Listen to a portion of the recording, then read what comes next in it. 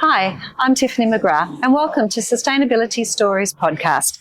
Today, we're recording live from Anantara downtown in Dubai at the Responsible Hoteliers Summit. This year's summit, we're trying to move beyond sustainability as a checklist and into hospitality that gives back more than it takes, environmentally, socially, and culturally. Which is why we have our guest today, Ms. Frauke Aoun, General Manager of Affini. Described as a culture creator, a champion of inclusion, accessibility, and women's empowerment in hospitality, Frauke supports leaders and teams in finding their authentic voice, belongings, and purpose. Her leadership brings personal growth and operational culture. Welcome, Frauke. Thank you so much for joining me today. Thank you for having me. So you speak a lot about removing the mask in leadership. So what does authenticity look like to you inside a hotel team? So I think authenticity in its core is very different from one property to another, depending on the leadership, the team, the environment.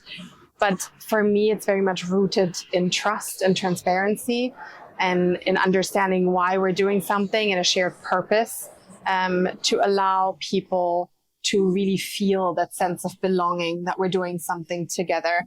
And again, sometimes it's also admitting that some of the things maybe are not 100% where we would like them to be just yet, and working towards solutions for that. And how do we help staff find their voice in sustainability and not just follow policies? It's really important to engage them early on and really make it a full hotel approach. It's not only the engineering team or the marketing team or maybe the sustainability resource that you have on property that needs to be involved, but it has to be everyone. And it's so important because we see a lot of times that initiatives that are being implemented on the top that are not being communicated or trained on very well, they fail on execution because the person who needs to execute actually doesn't really know what they're supposed to do or why.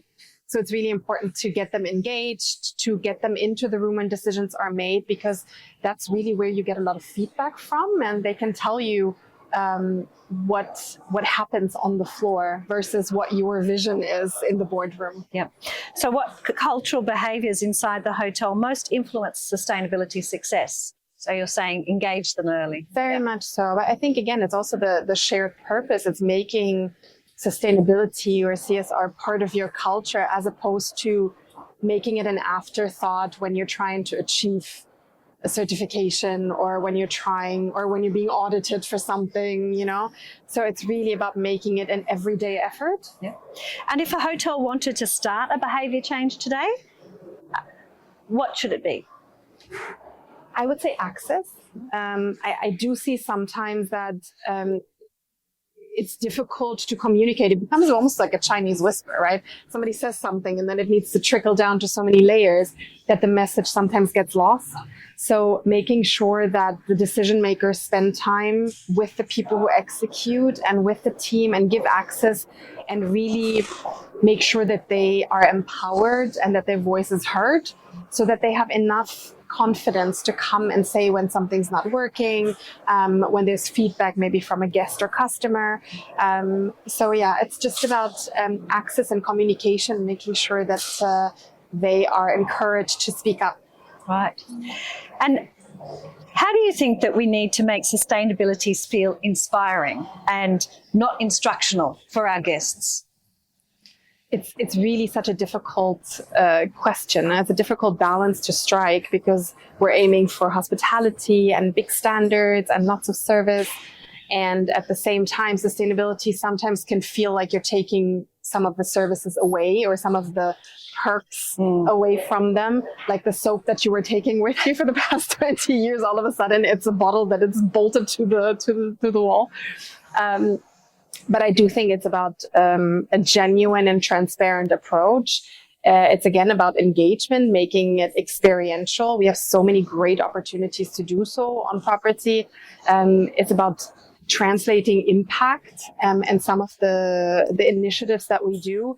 Sometimes things get lost in translation. So I will not change your linen today could feel like I'm trying to take a service away from you, but ultimately it translates into less labor, less water. So sometimes it's about, making the information more approachable, maybe, so that people understand what we're trying to do. And again, it's just about being genuine and having that purpose and not making it an afterthought, and realizing that it is an approach that is taken across the property, so that there's no disconnect between saying, okay, yes, we're working on reducing water consumption through less laundry, but at the same time, we're serving plastic water bottles inside the room. So people will feel like, so what are you doing? You're taking something away from me, but then you're still doing this. So it has to be really something that's comprehensive across the property.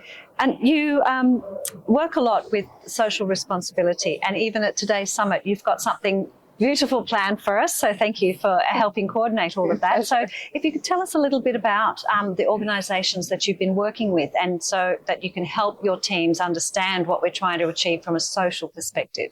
I think it's so important to give back, and I'm so excited that we're able to utilize an event like this in order to do so. It's part of the circular approach. I know sustainability is often very much related to energy and utilities, but at the same time, it's really important to highlight the social aspect of it. We have a lot of really great local organizations that do such great things within the region. And often, actually, the impact is direct for us. Right. So the organization that we're going to be working with today is Sophia. She founded Umrah for labor workers through a conversation and through interactions, but I'll allow her to tell the story later on. She also founded Water for Labor Workers. So individuals and corporates can go ahead and sponsor either their own teams or some of their buyout teams, maybe casual workers, to go to Umrah.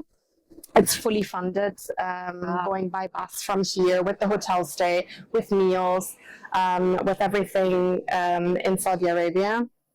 And she also works on water filtration projects for labor camps to, one, of course, is have a more sustainable approach, so it's right up your alley, but at the same time also to make sure that there is water supply for the labor workers all the time. I think it's important to keep in mind that these are the people who build our hotels, who work in our properties as casuals many times, so it's nice to have a full circle.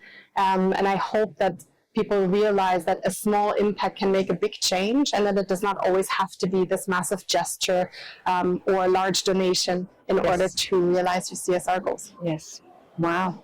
And if you could speak to yourself on the very first day in hospitality, what would you tell yourself about finding your voice and your purpose and courage within this industry? Something similar to what you're probably empowering a lot of your own team members to do. Yes, I think it was never really a thing back then, but I do think is go and find it early. Go and try and find your voice.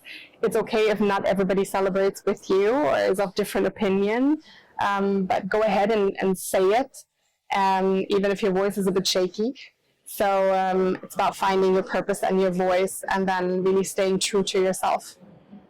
A lesson we all could learn, I'm sure. Yeah. So thank you so much, Frauke, for your time today. Really appreciate it. Looking very forward to this afternoon's activity. And thank you for joining us.